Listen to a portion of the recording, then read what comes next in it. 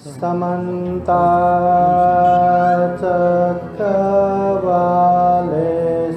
अत्रा गच्छन्तु देवता सातमं मुनिराजस सुनन्तु सकमोक्षदम् धम्मश्रवणकालो अयं भदन्ता धम्मश्रवणकालो अयं भदन्ता धम्मश्रवणकालो अयं भदन्ता नमो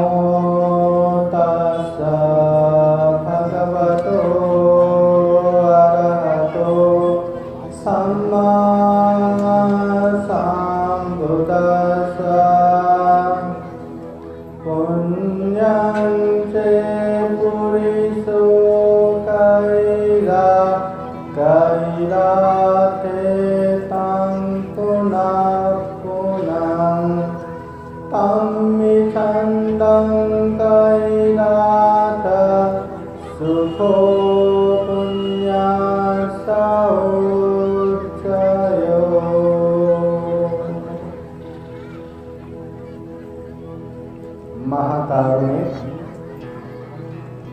महामानव तथागत भगवान बुद्ध को वंदना। तथागत भगवान बुद्ध द्वारा उपदेशित और सभी दुखों से मुक्त होने की राह सही धम्म सद्धम्म धम्म को वर्णना करता हूँ। तथागत बुद्ध के धम्म को सही रूप से परियति प्रतिपत्ति प्रतिवेद द्वारा आरक्षण करने वाला आर्य श्रावक महासंघ को 3 बार प्रणाम करता हूँ।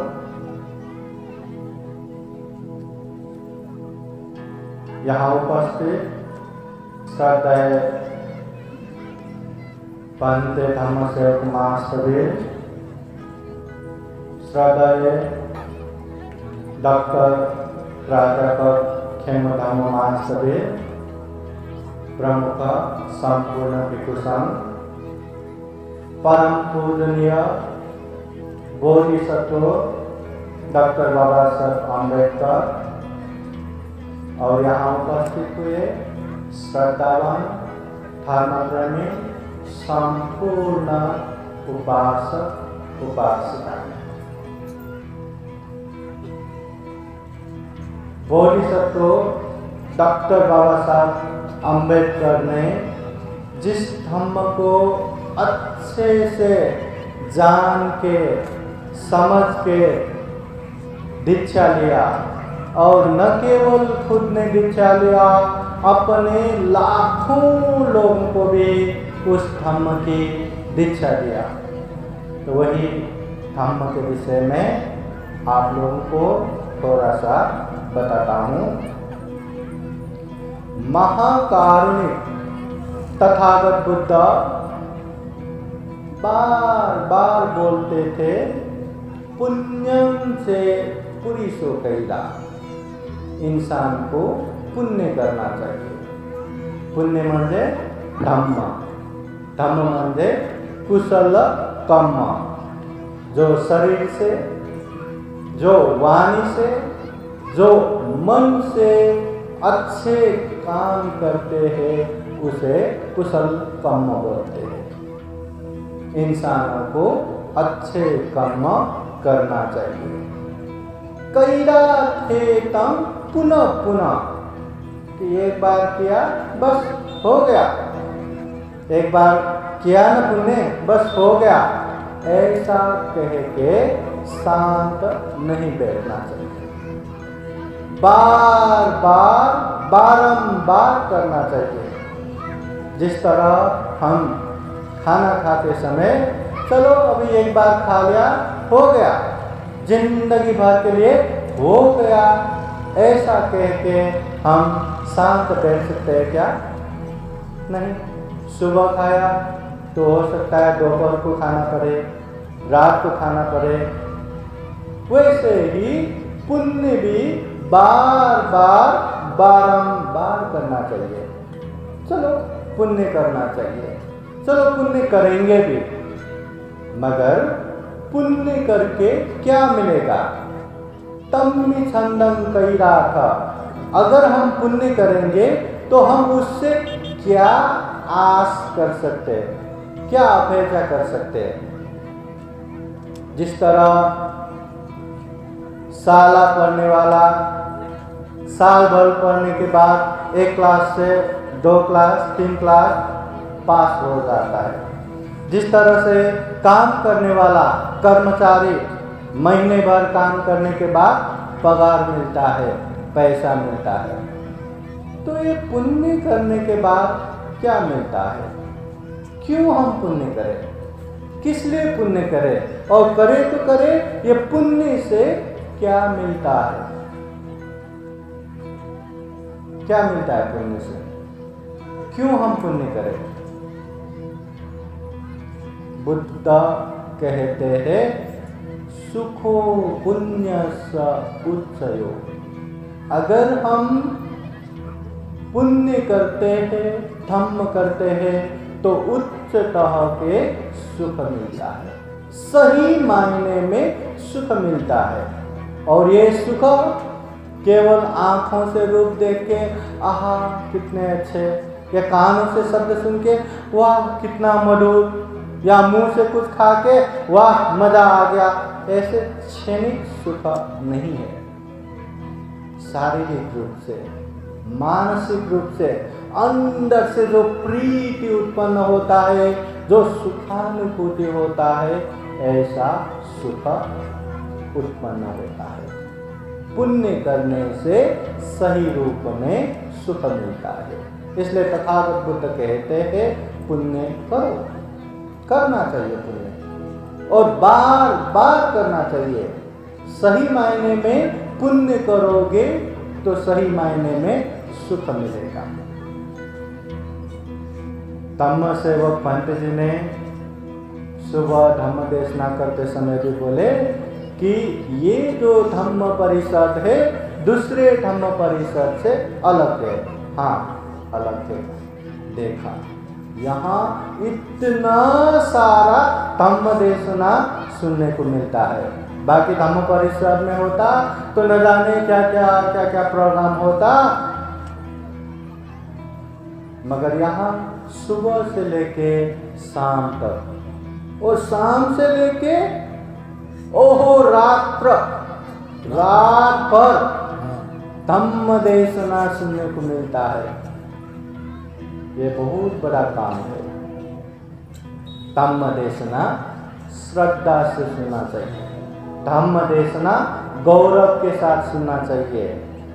धम्म देशना सुनना भी मंगल है और दुर्लभ भी है। किच्छु मनुष्यपति लाभो किच्छु मच्चा न जीवितम। यह मनुष्य जीवन दुर्लभ है, मनुष्य हो के मनुष्य की तरह जीना भी दुर्लभ है, सही धम्म सुनना भी दुर्लभ है, और बुद्ध का उत्पन्न होना भी दुर्लभ है। तो ये धम्म देशना सुनना दुर्लभ है। श्रद्धा से गौरव से सुनना चाहिए। छोटा प्रसंग आप लोगों को सुनाता हूँ कि कितने गौरव के साथ सुनना चाहिए। तथागत बुद्ध के समय में श्यामावती महारानी के एक दासी थी खुजुतरा। वो हमेशा दरबार से आग का सपन, आग सोने के अवसर पे लेके फूल लेने जाते थे और लेके आते थे। आधा पैसा जेब में रख के आधा पैसे के ही लेके आते थे। मतलब 4 सोने के अवसर पे हमेशा जेब में डाल के 4 सोने के असरफी का ही वो फूल खरीद के लेके जाते थे। एक दिन फूल खरीदने के लिए गया, सुमन माली के वहाँ देखा कि वहाँ संगदान हो रहा था। तथागत बुद्ध आए थे, भिक्षु संघ आए थे। तो सुमन माली ने बोला थोड़ी देर रुको, आप भी धम्म देशना सुन के जाओ। बैठे बैठे धम्म देशना सुनने के लिए बैठे थे। बुद्ध के उपदेश सुन के उसको ऐसा लगा, अरे तथागत बुद्ध ने मुझे पहचान लिया, अरे तथागत बुद्ध ने मुझे जान लिया। जो उपदेश दे रहे थे ये मुझे ही दे रहे थे, मुझे ही दे रहे, ऐसा लगा। और शांत से उपदेश सुनते सुनते सुनते सुनते वहीं खुजुतरा को ज्ञान प्राप्त हो गया, श्रोतापति फल प्राप्त हो गया। ये दुख मुक्त के 4 तह होता है, 4 लेवल।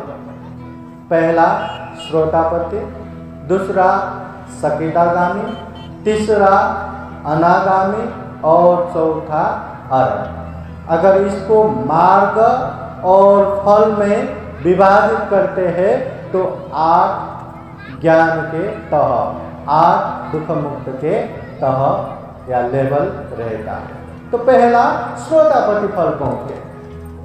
वो पहुंचने के बाद उसको अभी श्रोतापति फल में पहुंचने के बाद बुद्ध धम्म संघ में कभी शंका उत्पन्न नहीं होता, कभी उसके विरुद्ध काम नहीं करता और शील को कभी नहीं बिगाड़ता।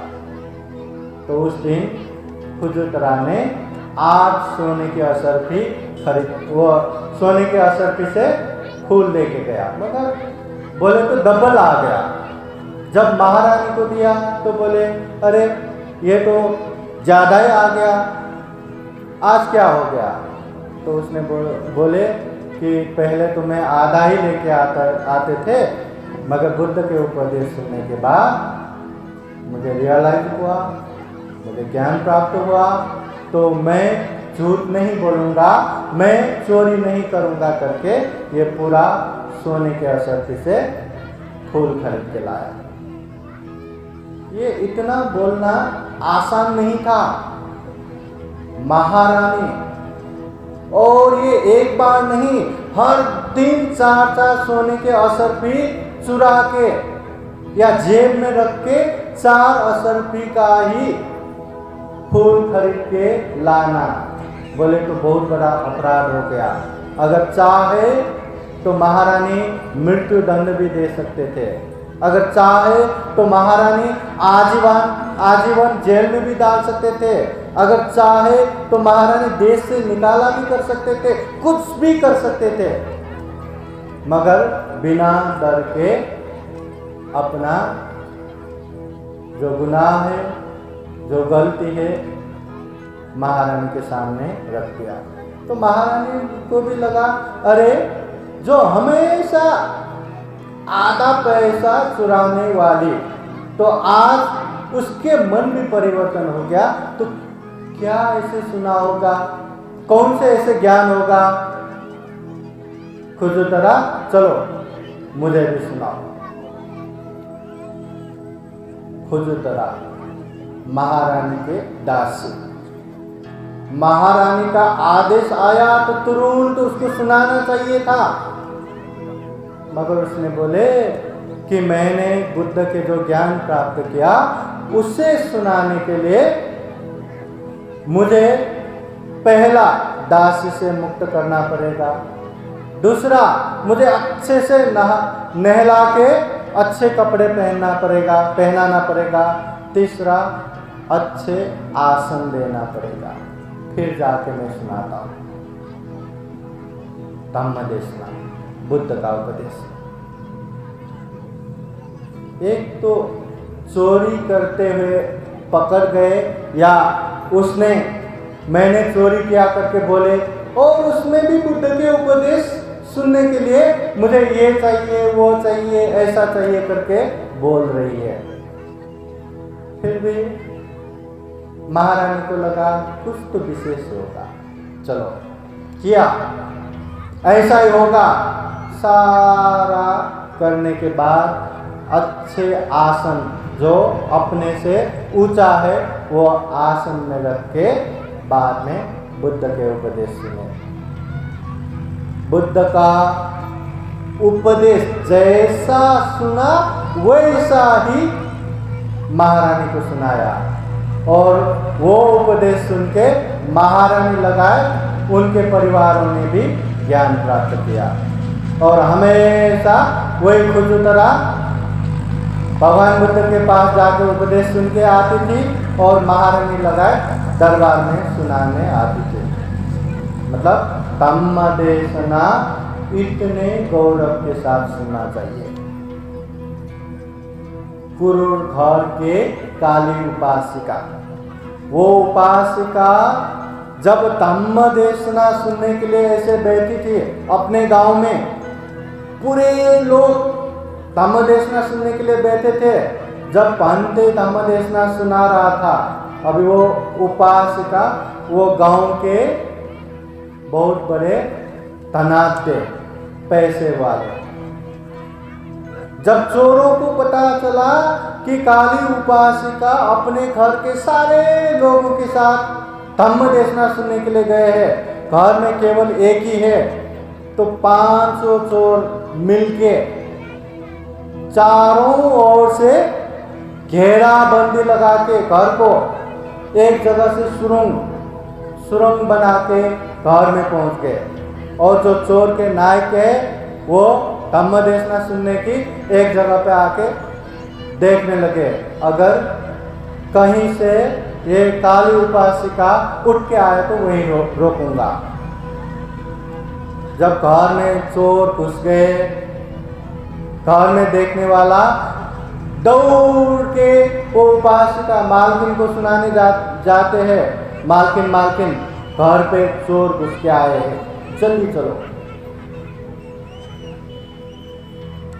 काली उपासिका बोलती है, अरे थोड़ी देर बाद आओ, मैं धम्म देशना सुन रहा हूँ, मुझे डिस्टर्ब मत करो, जाओ। उसको लगा अरे मालकिन को ही कुछ लेना देना नहीं है तो मुझे क्या, चलो जाता हूँ। गया वो घर में चोर लोगों ने जो अच्छे सामान है सारा बटोर के जहाँ पैसा रखा है वो भी फोड़ने लगा, बक्सा फोड़ने लगा, सेफ फोड़ने लगा।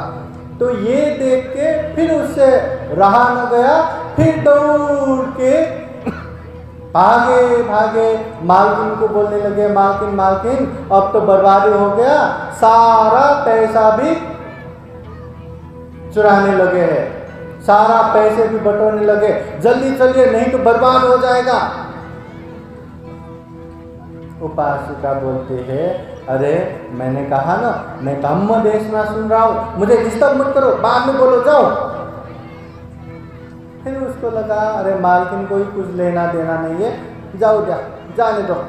वो गया वापस, फिर वहां गया तो घर में देखा कि वो पैसे के साथ अभी जो सोने चांदी जितने भी महंगे सामान रखे थे वो जो कमरा है उसको भी तोड़ के वो भी चुराने लगे। तो ये देख के अब भी नहीं रोका तो मालकिन तो बर्बाद हो जाएंगे, चलो बोलने जाता हूँ करके भागे मालकिन के पास गए और बोलने लगे, अब भी आप नहीं गए तो बर्बाद हो जाएंगे, सारे हीरे सारे सोने चांदी सब चुरा के लेके जाने के लिए तैयार हो रहे हैं वो लोग, जल्दी चलिए जल्दी। काली उपासिका बोलती है, अरे कब से कहा तुम्हें कि मैं धम्म देशना सुन रहा हूँ, मुझे डिस्टर्ब मत करो, चाहे जो भी चुराए चाहे जैसा भी करे, मगर अभी मुझे डिस्टर्ब मत करो, जाओ। चुराते हैं तो चुराने दो। वहीं श्रद्धा से धम्म देशना सुनती रही। मतलब इतना गौरव इतने श्रद्धा से, इतने गौरव से वो धम्म देशना सुन रही थी। और जो अच्छा करता है ना, धम्मो हवे रक्षति ते धम्मचारी, जो अच्छे से धम्म करते हैं, धम्म उसकी रक्षा करते हैं।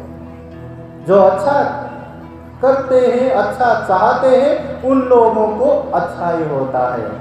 वहाँ भी जो चोर के सरदार वहाँ देख के बैठे थे, सब बातें सुन रहे थे। अगर वहाँ से मालकिन उठ के आए तो रास्ते में ही इसको काट देंगे, मार देंगे, ऐसा सोच के वहाँ बैठे थे। मगर वो काली उपासिका की श्रद्धा, गौरव और धर्म देशना सुनने की इतनी इच्छा, ये देख के उसके मन परिवर्तन हो गया। और वो जाके सारे अपने साथियों को साथ जितने भी चोरी किया जहाँ है वहीं रखने लगाए और वहाँ आके माफी मांगने आए। कहने का तात्पर्य ये है कि जो हम धम्म देशना सुनते हैं उसको श्रद्धा से, उसको गौरव से सुनना चाहिए। श्रद्धा से सुनेंगे, गौरव से सुनेंगे, तब हम वो धम्म देशना सुन भी पाएंगे, ग्रहण भी कर पाएंगे और जीवन में उसको अच्छे से लागू करके जीवन भी अच्छा बना पाएंगे। पहले पहले तम्मासुंड करके एक राजा थे, अपने दरबार में अमृत वचन, एक धम्म पद, बुद्ध का उपदेश,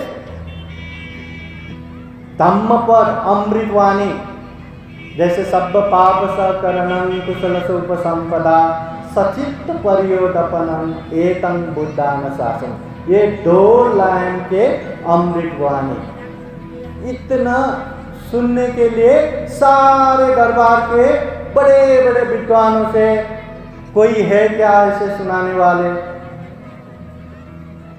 आह्वान किया मगर कोई नहीं मिला। पूरे राज्य में ये बात फैला दिया कि कोई ऐसा अमृत वाणी सुनाने वाले मिल गया तो उसको 1000 सोने के असरफी दूंगा। कोई नहीं आया। 2000 सोने के असरफी, कोई नहीं आया। 5000 सोने के असरफी, कोई नहीं आया। अगर किसी ने 2 वचन बुद्ध के अमृत वाणी ये सुनाने वाला मिल गया तो मैं अपना आधा राज्य दूंगा। फिर भी कोई नहीं मिला। चलो पूरा राज्य दूंगा, फिर भी नहीं मिला। फिर लगा जिस राज्य में एक वचन अमृतवाणी सुनने को नहीं मिलता वहां राजा बन के क्या करे। वहीं से संन्यास जैसा होके यहां वहां भटक के वो अमृतवाणी सुनने के लिए गए। कहते हैं भटकते भटकते भटकते भटकते एक जंगल में एकदम वयोवृद्ध एक राक्षस मिल गया। बहुत ही उम्र का, उन लोगों का उम्र बहुत साल होता है। तो ये देख के उसको लगा शायद इसको अमृत वचन पता होगा। वो जाके पूछने लगा कि आपको अमृत वचन पता है? राक्षस ने बोला हाँ पता है। ठीक है मुझे सुनाओ। तो बोले देखो मैं कितने दिनों से भूखा हूँ, मैं भूख से तड़प रहा हूँ, मर रहा हूँ। अगर मैं कुछ खाने को नहीं मिला तो मैं मर जाऊंगा, इसलिए पहले मैं तुम्हें खाऊंगा फिर बताऊंगा। राजा बोले मुझे खाओगे तो किसको बताओगे? पहले मुझे बताओ, फिर खाना है तो खाओ।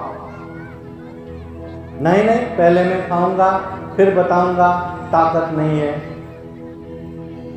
क्या पता, मैं तो उठ भी नहीं पा रहा हूँ, चल भी नहीं पा रहा हूँ, हिल भी नहीं पा रहा हूँ। अगर सुनने के बाद तुम गया तो राजा बोले ठीक है मैं ये पत्थर के ऊपर जाता हूँ।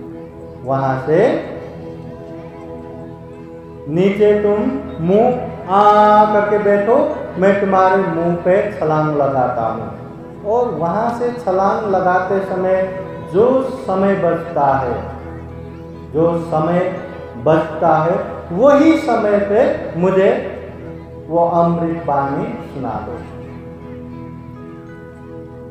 हाँ ठीक है, मतलब वो अमृत वाणी सुनने के लिए मरने के लिए भी तैयार, जान देने के लिए भी तैयार। यहाँ देखो, हमको धम्म देशना सुनने को मिल रहा है, धम्म परिषद हो रहा है, फिर भी है इतना उनाला कौन जातो, इतना मतलब गर्म हो रहा है, बाद में जाएंगे, यहाँ से तो सुनाई दे रहा है ना, करके घर से निकलने के लिए मुश्किल होता है। पैसे खर्चे की तो बात ही नहीं है। वो राजा सारा राज्य देने के लिए तैयार था, वहां से भी ना मिला तो जान देने के लिए भी तैयार था। ये है धम्म। अच्छे से श्रद्धा पूर्वक, अच्छे से गौरव पूर्वक धम्म देशना सुनना चाहिए। यही वो धम्म है जो हमारे जीवन को अच्छा बनाएगा। यही वो धम्म है जो पशु से मानव बनाएगा।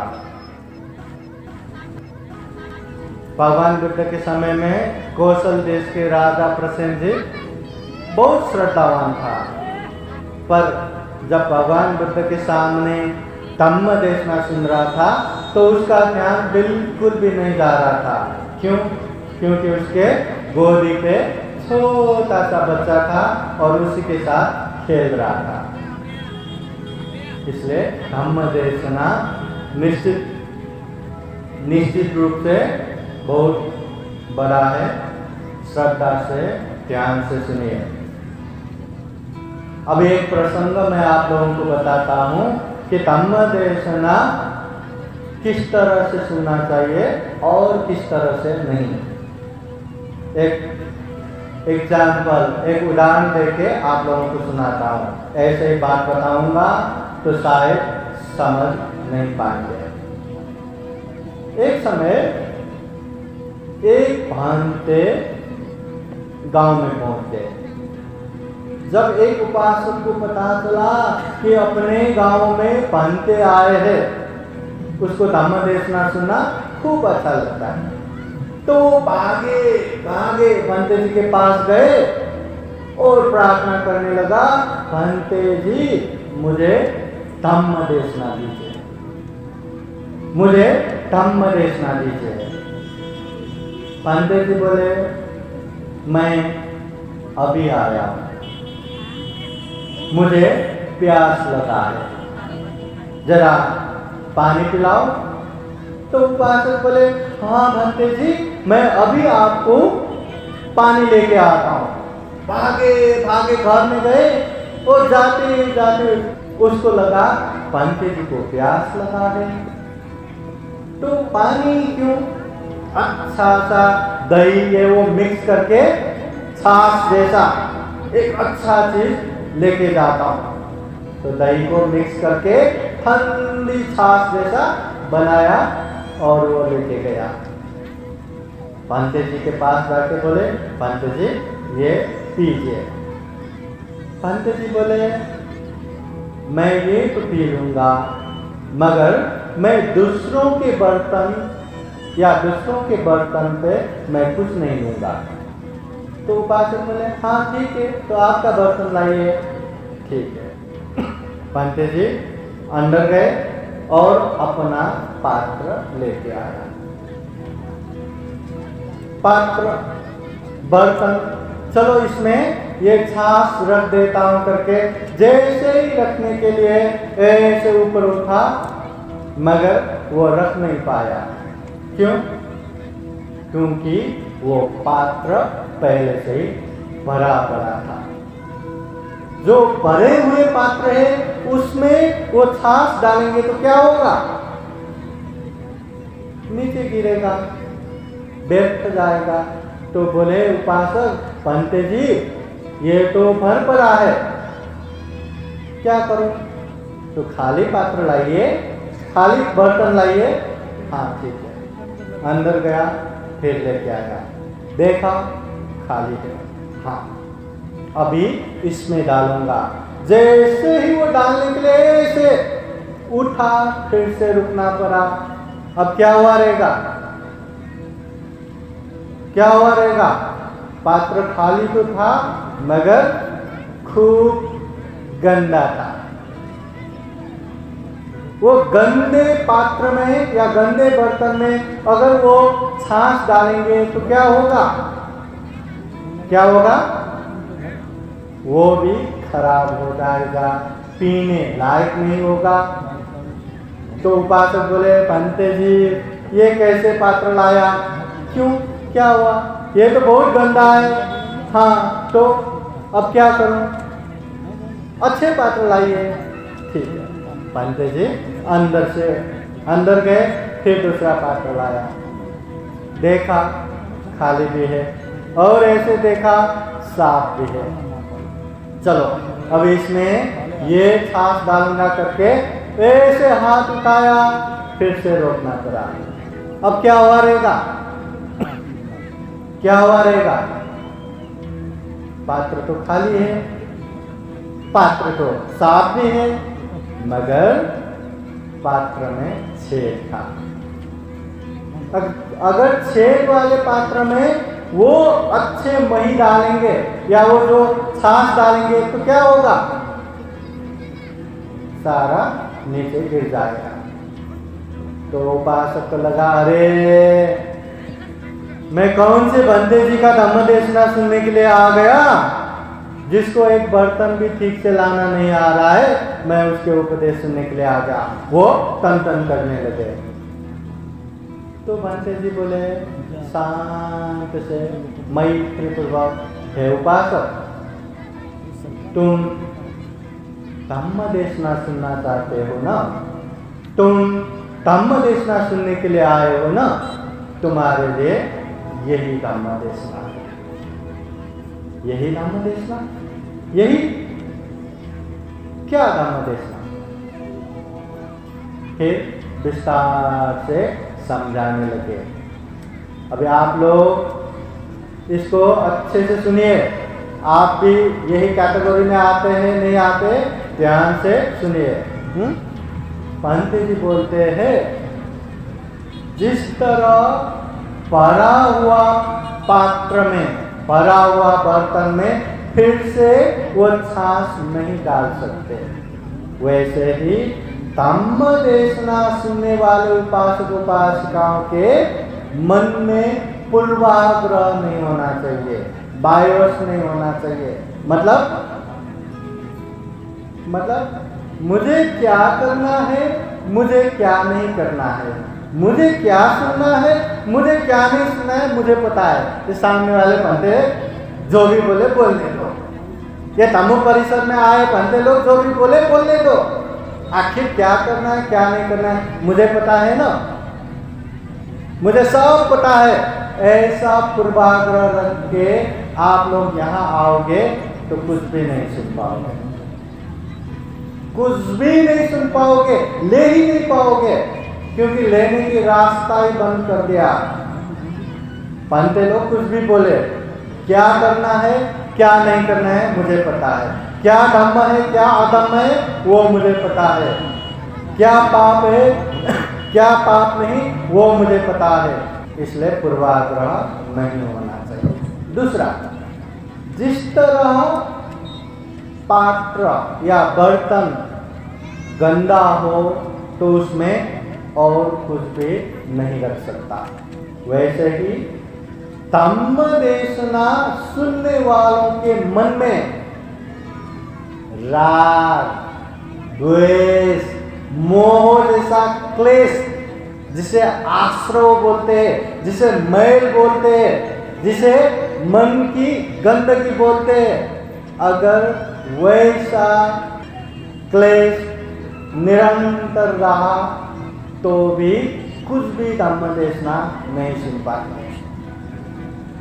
देखने में तो आप लोग यही हो, देखने में सारे उपासक उपासिका लोग यही है और सारे लोग ये स्टेज की तरफ ही देख रहे हैं, मगर मन में राग चल रहा है। अरे वो लड़के लोग सोच रहे अरे वो लड़की कितना अच्छा है, और लड़की सोच रहे ये कितना अच्छा है, और उसमें मेरा प्रेम है, इसमें ये मुझे पसंद है, ये ऐसा वैसा सोचते रहे। राग, और किसी के मन में द्वेष चल रहा है, गुस्सा चल रहा है, अरे उसने मुझे ऐसा किया था, देखता हूं मैं भी क्या करूंगा, उसने मुझे वैसा किया था, आने दो मेरा भी समय आएगा फिर देखना। ऐसा गुस्सा द्वेष चल रहा है, ऐसा राग, ऐसा द्वेष और वो अपने ही ढोने न जाने क्या क्या सोच के बैठे। एक चीज सोचा, फिर बंदर की तरह उछल के फिर दूसरी चीज सोचा, फिर बंदर की तरह उछल के फिर ये, फिर वो, ऐसा सोचता रहा तो भी धम्म देशना नहीं सुन पाएंगे। मन में क्लेश है, मन में आश्रव है, मन में मैल है, तो धम्म देशना सुन नहीं पाएंगे, सुना तो भी ले नहीं पाएंगे। दूसरा, तीसरा है, अगर आप लोगों के मन में पूर्वाग्रह भी नहीं है, क्लेश भी नहीं है ये समय में, मगर ज्यादा ही आप लोगों के मन चंचल हो रहा है, मन एकदम चंचल हो रहा है। जैसे पात्र में छेद हुआ तो वो नीचे गिरते रहते हैं, वैसे बहुत चंचल हुआ तो भी कुछ नहीं ले पाएंगे।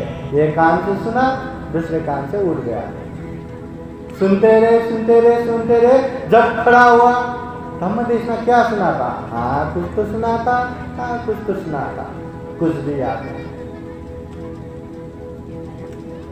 इसलिए ज्यादा चंचल हुआ, मन चंचल हुआ, मन एक जगह पे है ही नहीं, मन एकाग्र नहीं, तो भी धम्म देशना सुन नहीं पाएंगे। देखिए भगवान बुद्ध जब उपदेश देते हैं ना, तो सारे लोगों को लगता है अरे भगवान बुद्ध मुझे ही उपदेश दे रहे, मुझे ही जान के मेरे लिए उपदेश दे रहे, ऐसा लगता है, और ध्यान से सुनता है और उपदेश सुन के ही ज्ञान प्राप्त होता है। क्योंकि भगवान बुद्ध में परचित्त ज्ञाता करके ज्ञान है, लोगों के मन में क्या चल रहा है वो पता है, मगर हमारे अंदर वो ज्ञान नहीं है। हम आप लोगों के मन में क्या चल रहा है ये नहीं जान सकता, बस धम्म देशना अच्छा है, अच्छे चीज आप लोगों को दे रहा हूं। ऐसा सोचो कि सामने आप लोग बैठे, हम आंख बंद करके अच्छे से अच्छे पकवान आप लोगों को खिला रहा। हो सकता है वो खिलाते समय आपके आंखों में जाए, आंखों में गया तो कितना जलन होगा। हो सकता है आपके नाक में जाए, हो सकता है वो पकवान आपके कानों में जाए, सर पे जाए, और हो सकता है आपके मुंह पे जाए। जिसके मुंह पे गया ना वही स्वाद लेगा, आहा कितना मीठा है, कितना अच्छा है। तो बड़े मंदिर जी ने सुनाया ना, चम्मच को जितने भी अच्छे अच्छे पकवान में, जितने भी अच्छे अच्छे सब्जी में चलाते रहो चलाते रहो चलाते रहो, जिंदगी भर चलाओ, फिर भी वो चम्मच कुछ स्वाद नहीं ले पाएगा। मगर वो सब्जी में से थोड़ा ही लेके जीभ पे ऐसे डालो, आहा ऐसा स्वादिष्ट, तुरंत स्वाद लेगा। ऐसा ही अच्छे चीज मुंह पे गया तो ही स्वाद आता है। अभी हम तो ऐसा दे रहे, मगर सामने बैठे लोग अगर ध्यान से एकाग्र होके सतर्क होके उपदेश सुन रहे, तो ये आंख बंद करके जितना भी ऐसा अच्छे अच्छे दो ना, आप लोग थोड़ा ऐसा ऐसा करके मुंह पे ही ले सकते हैं कि नहीं, खा सकते हैं कि नहीं, आराम से खा सकते हैं। इसलिए ये आप लोगों की जिम्मेदारी है कि धम्म देशना अच्छे से सुने, अच्छे से समझे और अच्छे से साथ में लेके जाए। अच्छे से सुनेंगे, अच्छे से समझेंगे, अच्छे से पालन करेंगे, तभी ये धम्म हमारा कल्याणकारी होगा, तभी ये धम्म हमारे जीवन के लिए उपयोगी रहेगा, धम्म साथ देगा। नहीं तो आप कौन सा धम्म मानते हो? मैं बौद्ध, मैं बुद्धिस्ट, मैं बाबा साहब को मानता हूं। बस इतना कहने से पतन होने से न बाबा साहब रोक सकते हैं, न भगवान बुद्ध रोक सकते हैं। आप लोग गलत काम करोगे, आप लोग अकुशल करोगे, आप लोग पाप करोगे, तो बाबा साहब भी नहीं रोक सकता पतन होने से, भगवान बुद्ध भी नहीं रोक सकता। इसलिए करना तो तुम्हें ही है, तुम में ही चंगा तपो अक्खा तारो तथागता। करना तुम्हें ही है, तथागत केवल राह दिखाता है। करना तुम्हें ही है, बुद्ध केवल रास्ता बताता है। पाप न करो, धम्म करो, चित्त परिशुद्ध रखो। एकदम सामान्य भाषा में तथागत बुद्ध ने उपदेश दिया, करना हमें ही है। जिस तरह तथागत बुद्ध ने गृह त्यागी भिक्षु भिक्षुनियों को 3 उपदेश देते हैं, शील, समाधि, प्रज्ञा, वैसे ही तथागत बुद्ध गृहस्थ में बैठे उपासक उपासिकाओं को 3 उपदेश देते हैं, दान, शील, भावना। दानं ददन्तु श्रद्धाय, श्रद्धा से त्याग चित्त से दान दो। शीलम रखन्तु सर्वदा, दूसरा है हमेशा शील पालन करो। भावना विरता होन्तु, 3 है ध्यान भावना करो। अब इसकी चर्चा न करते हुए केवल उदाहरण से आप लोगों को समझाता हूं। दान क्या है? तथागत बुद्ध के सामने कौशल देश के राजा प्रसेनजीत आके पूछते, ओ भगवान, आप उपदेश देते समय अक्सर बताते हैं दान देना चाहिए, और आपके शिष्य भिक्षु भिक्षुनी भी जब भी उपदेश देते हैं दान देना चाहिए, ये बताते हैं। वास्तव में दान कहाँ देना चाहिए? अगर आप लोगों को पूछे तो आप लोग क्या बताएंगे? दान कहाँ देना चाहिए? कहाँ देना चाहिए? आप लोगों को पूछ रहा हूं, दान कहाँ देना चाहिए? मैं जो बोल रहा हूं आप लोग सुन तो रहे हो ना? या छेद हुए पात्र जैसा, छेद हुए बर्तन जैसा ही है? दान कहाँ देना चाहिए?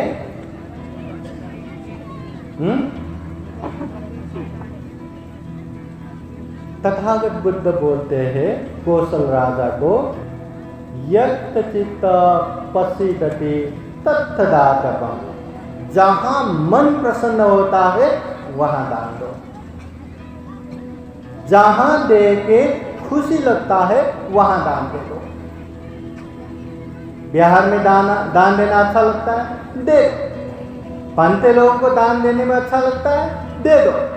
मंदिर में यहाँ वहां मांगने वाले जहां भी अच्छा लगता है, स्कूल में, वृद्धाश्रम, अनाथाश्रम, जहां भी अच्छा लगता है दान दो।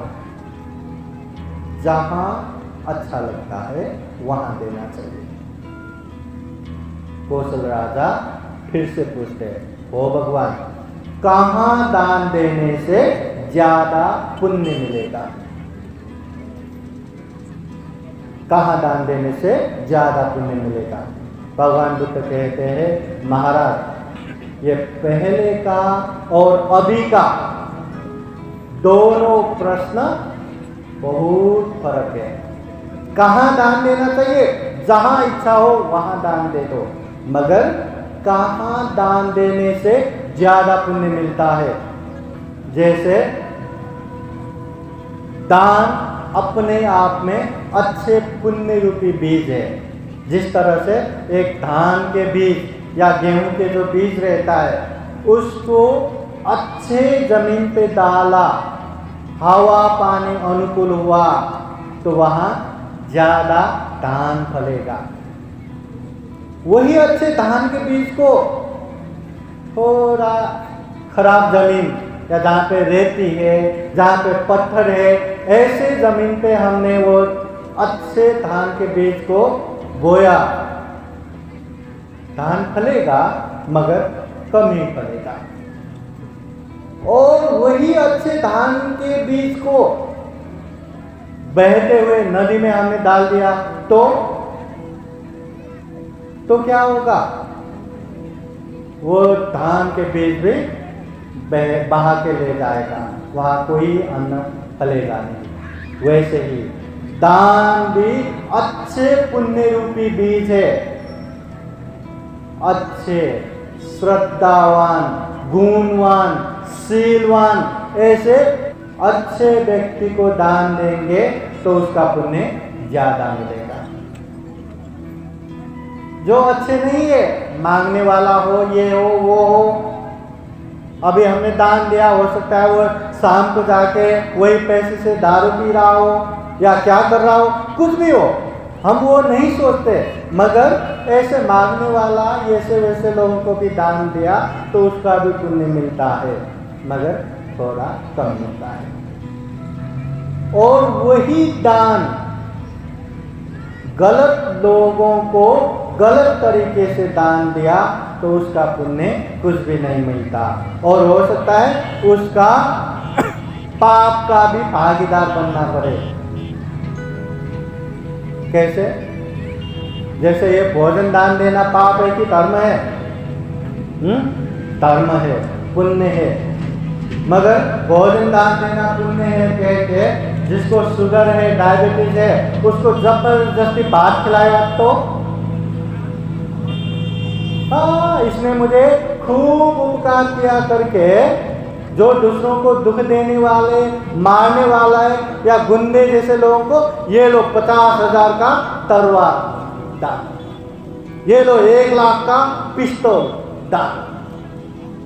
गया तो 1 लाख का, मगर उससे क्या करेगा? लोगों को मारेगा, लोगों को दुख देगा, तो उससे पुण्य मिलेगा क्या? नहीं। वहाँ भूखे हजारों लोग वहाँ तड़प रहे और मैं बहुत दान देने वाले करके टन के टन चावल को नदी में बहा दिया। दान है क्या? ये है क्या? नहीं। इसलिए दान भी सही रूप में सही जगह पे दान देना चाहिए। दान में भी प्रज्ञा होना चाहिए, तब उससे पुण्य ज्यादा मिलेगा। मिलिंद प्रश्न करके एक ग्रंथ है, कहाँ दान देने से ज्यादा पुण्य मिलेगा? मिलिंद राजा ने जब नागसेन महंते को पूछा, अरब दुख मुक्त नागसेन महंते ने ऐसे जवाब दिया, सुनिए, पशु पंछियों को दान देने से भी पुण्य मिलता है।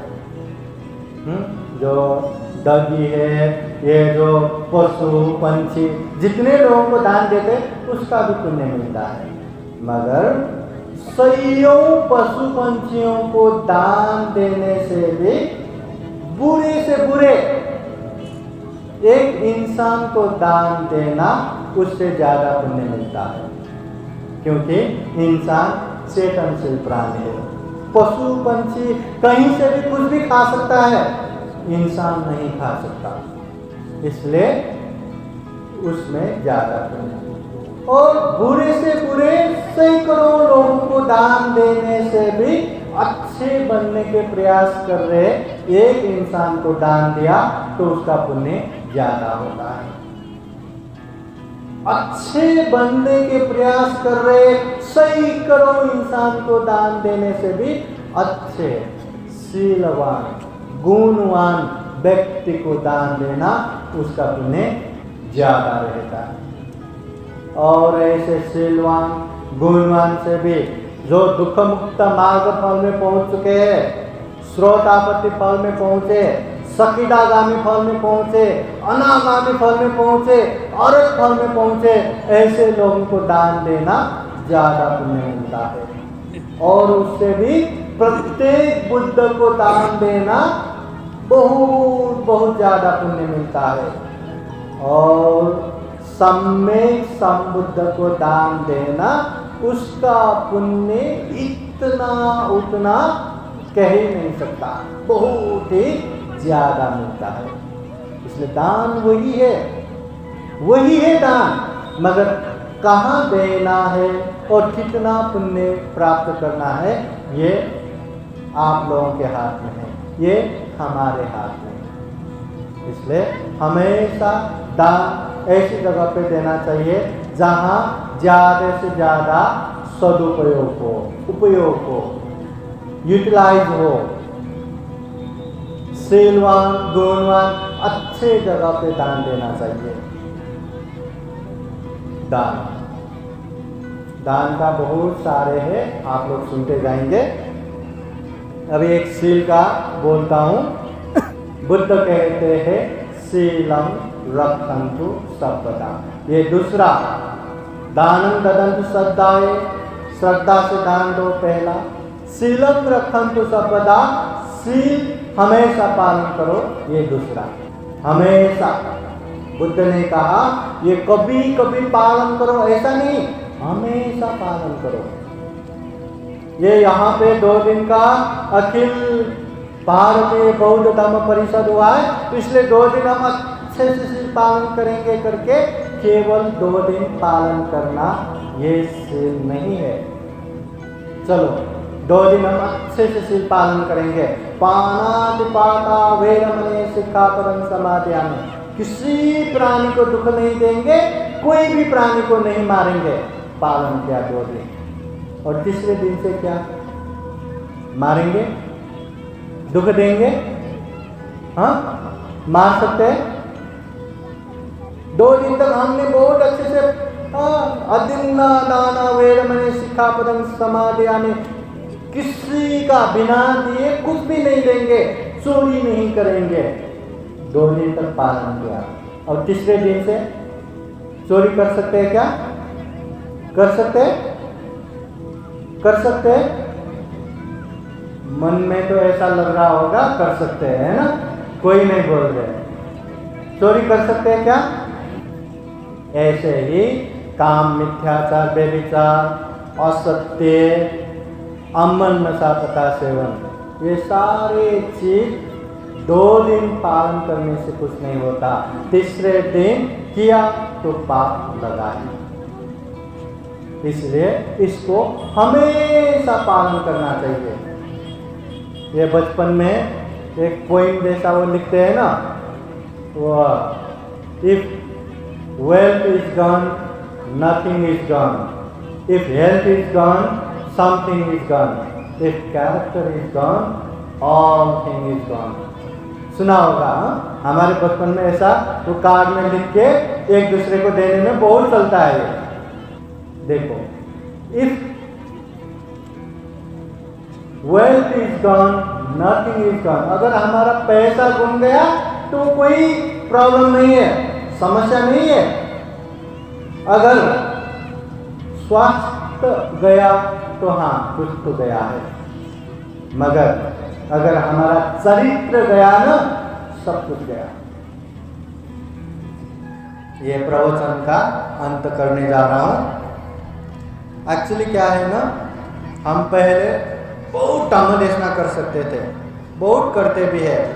सामने वाला सुनने को आए ना, कितना भी बोलता हूँ, कितना भी धर्म की बातें सुनाता हूँ, थकता नहीं। मगर एक बार श्रीलंका से आए हुए त्रिपिटकाचार्य, बहुत बड़े बंदे जी ने हमको बोला, देखो इंद्रवंश, ये जो गिलास है ना, सामने गिलास रख के, ये जो गिलास है वो गिलास में तुम उतना ही पानी डालो जिसमें वो गिलास में आ सकता है। नहीं मैं पानी बहुत डाल सकता हूँ करके वो गिलास में डालते जाओ डालते जाओ डालते जाओ तो क्या होगा, सारा पानी वेस्ट हो जाएगा। इसलिए धम्म की बातें भी उतना ही सुनाना चाहिए जितना आप लोग सुन सकते हैं, आप लोग ले सकते हैं।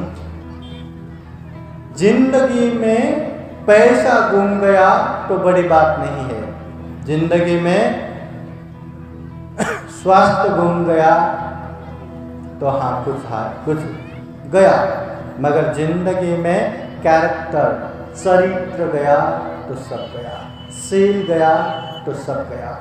शीलेन सुगतिं यन्ति शीलेन भोग संपदा। शील ऐसी चीज है जो सुगति को लेके जाता है, शील ऐसी चीज है जो जिंदगी में भोग संपत्ति देता है। शील, अगर आप लोगों के शील सदाचार अच्छा रहेगा तो सारे लोग आपसे अच्छे से बात करेंगे, घर में बुलाएंगे, आतिथ्य सत्कार करेंगे। अगर शील अच्छा नहीं रहा, दूसरों की तो बातें छोड़ दो, आपके माता पिता भी आपको गुस्सा करेंगे, आपको गाली देंगे, आपको हमेशा गुस्सा करते रहेंगे। इसलिए शील सदाचार अच्छा होना चाहिए। और तीसरा, भावना फिरता हूँ तो ध्यान भावना करते रहना चाहिए। ये मन चंचल है, इसको एकाग्र करना चाहिए। यह मन चंचल है इसलिए इसको एक चित्त करना चाहिए।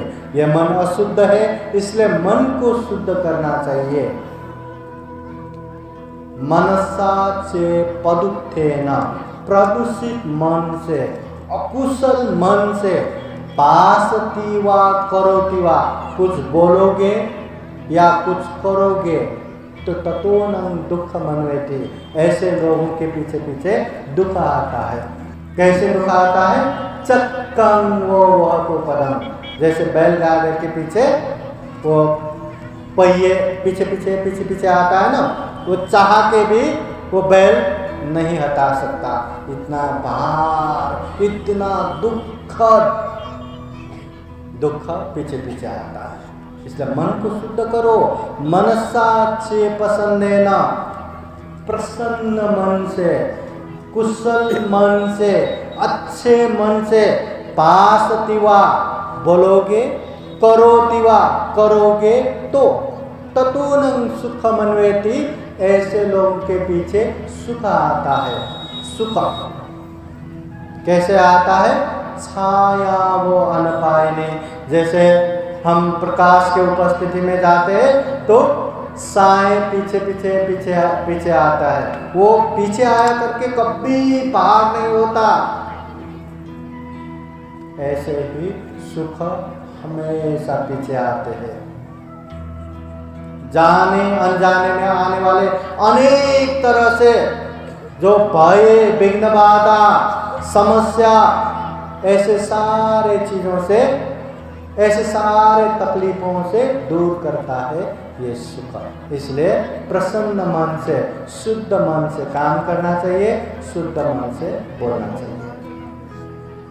धम्म देशना दुर्लभ है सुनना, इसको श्रद्धा से सुनना चाहिए, इसको गौरव से सुनना चाहिए। और ऐसे धम्म देशना सुनने के लिए आए हुए संपूर्ण उपासक उपासिकाओं को फिर से जीवन में खूब खूब सुख हो, शांति हो, मंगल हो, कल्याण हो। जीवन में हमेशा हमेशा पुण्य करके, धम्म करके दुर्लभ, अमूल्य, सर्वश्रेष्ठ जीवन को सफल बना सके, सार्थक बना सके। फिर से आप लोगों का कल्याण कामना करके ये धम्म देशना यही समापन करता हूँ। सबका मंगल हो, सबका कल्याण हो। भवतु सबका मंगलम।